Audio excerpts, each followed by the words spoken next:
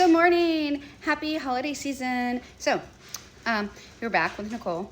It's a new morning, and I'm just here to tell you we learn something new every day. So, let me tell you what I just learned this morning. I was scrolling through TikTok like I think most Americans do, and I found out there's this guy, Justin, who I don't know how old he is, but I became a lifeguard in 2000, and he says he became a lifeguard in 1996. So, let me introduce you to Justin.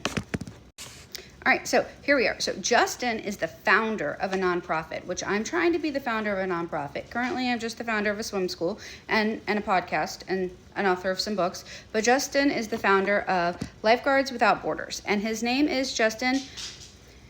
Not going to ruin the last name, so I'm going to let him have it. But his headquarters is Jacksonville Beach, which ironic enough, I am literally like 45 minutes from him. So, hey, Justin, you should come find me, or I should come find you. But he does all of this great work, and that is amazing. And what's super cool to me is I was watching his video this morning. That I didn't screenshot, but I will, so hold on. So on his video that I happened to be watching this morning, because I learn new things every day, is he probably is nerdy like me and loves all things aquatics and drowning. And he was talking about this video that he did. And on the video is what seems to be resuscitation from the first ever drowning, or so he says. And the two guys are holding the man upside down, which is not too far-fetched from other stories I've encountered where people are like, what should we do when they have no training, and they hold the person upside down? Because, you know, logic tells me if there's water in here, well, I'll just hold it upside down and the water will come out. And then he continues, and on this next video, or as the video continues, he says on the Western culture that they are steaming it out. So, I tell you all of that to tell you that my background is aquatics. When I say my background is aquatics, I mean from a very young age, when I was a junior in high school, I became a lifeguard. So when you put me around water, when you put me around someone who needs CPR, when you put me around a pool and there's people who have drowned, my immediate response is to provide CPR, because that's all I know. That's the only thing I know. And this segues into another conversation that I was having with another aquatic professional earlier this week. And we were talking about, I'm going to say Kevin, but that's totally not it. And you guys are going to beat me up, but I'm going to pull his photo up. Kenya Reeves? Y'all are going to butcher me, because I know that I kill names. So, my apologies. I'm going to blame it on my, I do care. It's not disrespect. I don't know what my problem is. I like to attribute it to too much Benadryl in my system, but I just struggle with the English language. Kenya Reeves. You say it, I'll say it, okay? Anyway, what I wanted to point out in this video right here with him is, see his hand right here? So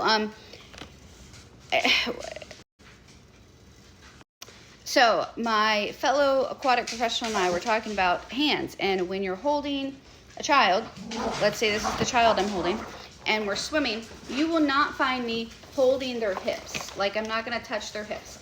I'm going to give them support, and I'm going to hold them like this. And just like if you were drowning or you went into cardiac arrest, I would immediately give CPR. When I'm holding a kid, I am cognitive of where my hands are, and that's because I was raised from the very beginning to be cautious of where my hands are, because I was like 16 or 17 and I sat in a YMCA, and these people came up and talked to me about my safety. And I know it sounds weird, but there's two things that I never want to happen, and that is, one, I don't want to ruin your life by telling you that your child drowned or your spouse drowned or a family member drowned, and I also don't want your life to be ruined because someone accused you of something you did not do. And I personally have not had to deal with that or closely deal with that on a scale of like my coworker, my friends, my families, but I know that it happens. So if you work for me, if you work with me, if I've trained you and I've let you go into the field, that is a big problem, and it's hard to ever overcome those things. When I was a teenager and I was certified as a Jeff Ellis and Associates lifeguard, we were certified through Jeff Ellis and Associates, and they played this video for us. I think it was Touched by a Drowning. And the kids were very shooken up. They did as they were taught, and that drowning affected them for the rest of their life. And since that day, I know more people who have been touched by a drowning, and if you have been affected by a drowning, that affects you for the rest of your life. I have pulled a lifeless child from the pool, and that child lived, and that I still know about that. So I can only imagine if the outcome was different. So when you've experienced things like that in your life, where your hand is when you take a photo op matters, because if somebody's gonna falsely accuse you of something that you did not do, every time you hold that child in the water, you are never gonna have your hand here for somebody to falsely accuse you of inappropriately touching someone. You are always gonna make sure that when you are doing something, your hands can be seen. And when your child is on their back, you are not going to touch their bottom. You will always be cognitive of your hands. So much so that you will have to consciously inappropriately touch. Like if you were sitting in my office right now, or if I was sitting in my boss's office and she says someone accused you of, I would know that I had to consciously make it look that way, because I have been so well trained to not do that, that I would have had to have thought that. Just like you're taught, stove is hot, don't touch it. I would have had to have overcome the brain training to say, nope, Nicole, the stove's not hot. It's okay to touch it. And there's no part of my brain that would be like, yeah, no, it's fine. Go ahead, touch it. It's cold. No, I would know that it's hot. So that's why it's really important when we're training our youth, when we're training brand new instructors that maybe aren't the youth, but they're older people. What you do matters, where you go matters, and the two-person rules are important.